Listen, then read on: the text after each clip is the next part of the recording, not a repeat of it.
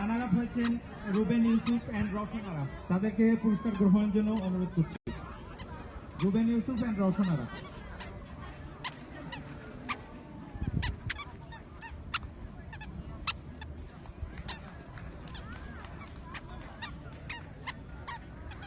Thank you Zahir ভাই, আপনি সময় দেওয়ার জন্য।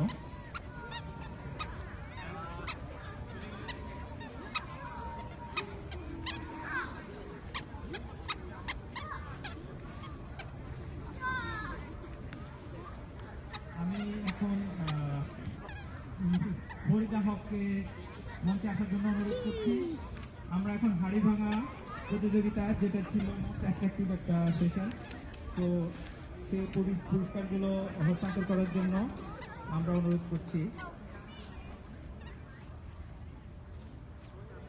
হাড়ি ভাঙা প্রতিযোগিতায় ফার্স্ট হয়েছেন নায়লা, সেকেন্ড হয়েছেন মিনা এবং থার্ড হয়েছেন সোহেলি।